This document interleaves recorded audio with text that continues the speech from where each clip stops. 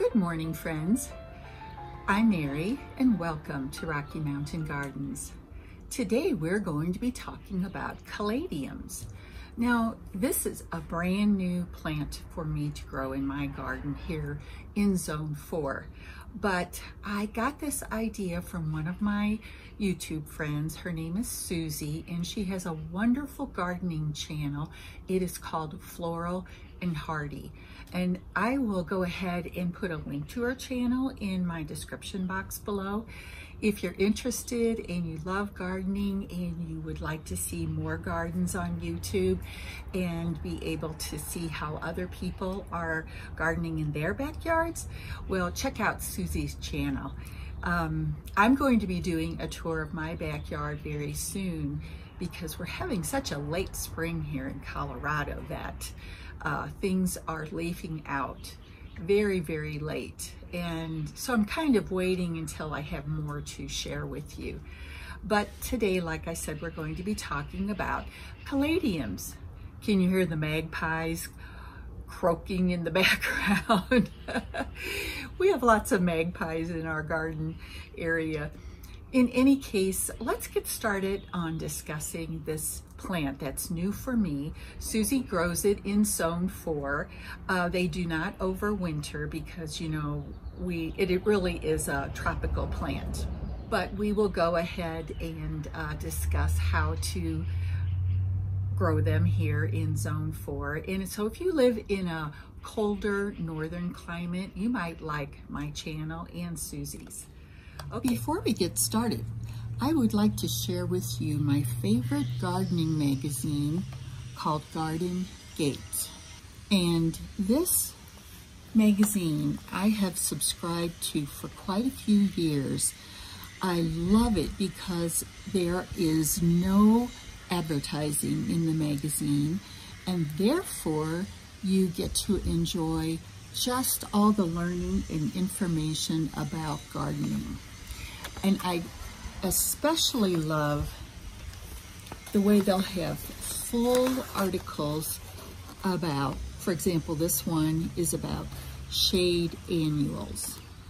And it will give specific information about annuals that do well in partial shade, full shade, and deep shade, and also how to plant them, how to care for them. Each plant, they give you full information on that. So for me, Garden Gate is one of the best tools that I have had for learning more about gardening.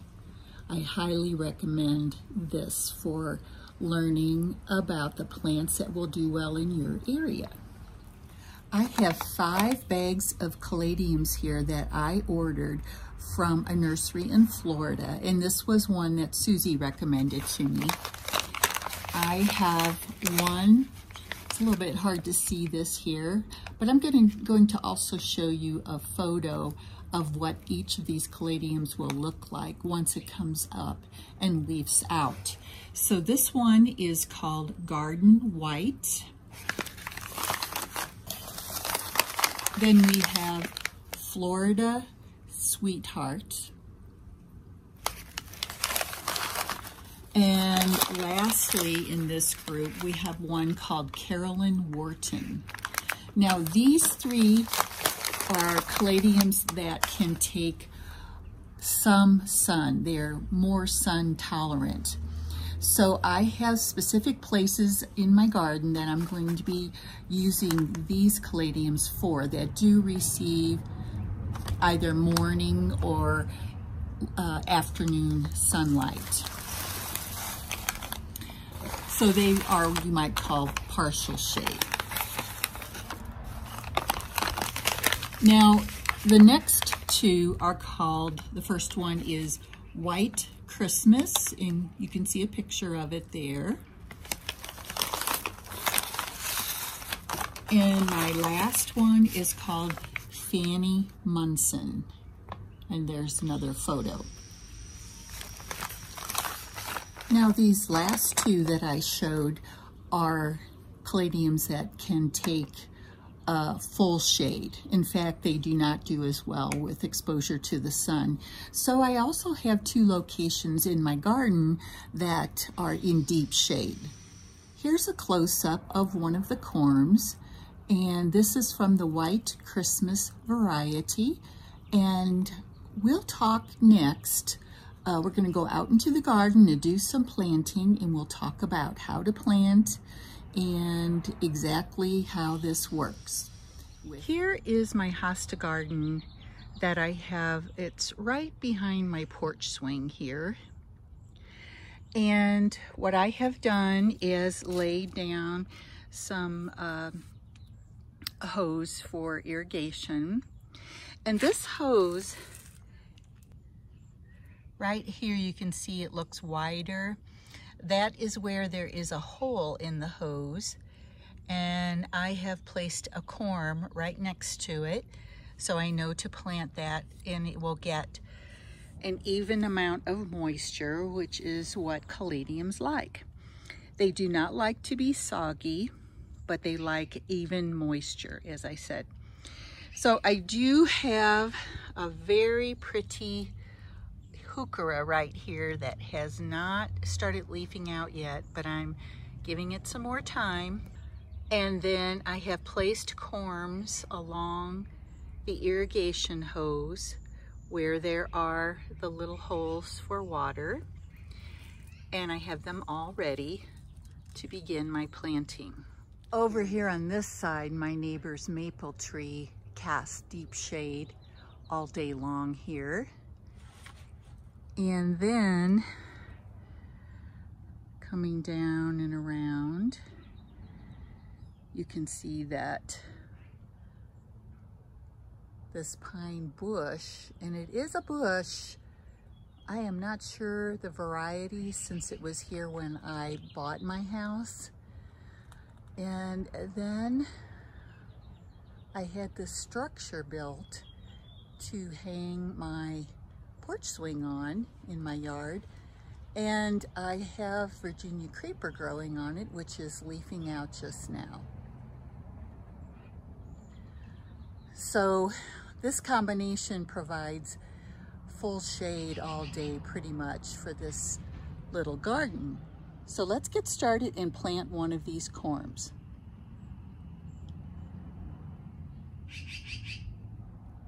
Here's a close-up again of my caladium corm, and we want to look for eyes. I can see a distinct one right here. This is where the new stem, one new stem will be growing out.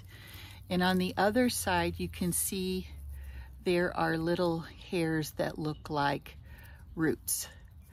Now, although you should plant, if you can see them clearly, the eyes facing up, it really doesn't matter too much, and you shouldn't stress about it, because the caladium will find, the stems will find their way up and grow up to the surface regardless, even if you plant it upside down. So don't stress about that too much.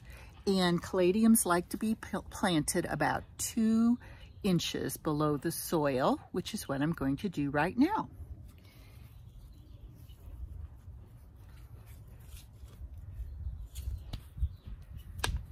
Just find a small hole here, or make a small hole here. Plant it with my eye facing up. Tuck it in there nicely. And pulling out some errant roots. Press it down firmly, but don't smash it down. And then lastly, you want to water each corm in, give it a good drink. Now my soil is moist because we happen to have gotten an excellent rain last night, but I just want to get that caladium started correctly on its way. After I have all of my caladiums planted, then I'm going to go back and pull some of my soil over this hose for irrigation and camouflage it so you don't see it in the garden here. it'll just look a little prettier without the glaring hose showing. But out west where we are so dry, we do have to irrigate, and I set my sprinkler system to water 3 days a week. That is what we are allowed in our town. So that's what I will be doing, and that should be enough to keep my caladiums moist throughout the season. So I can't wait to come back and show you when they begin to grow and share that with you. Well, I'm back to say goodbye, and I hope that this was a beneficial video for you. And as the summer goes by, I will take you around my garden and show you how my caladiums are doing, and we'll see how successful I am. I hope I get a great crop and that I can share that with you. Until the next time, where I hope to be sharing a garden tour with you, have a lovely, lovely summer.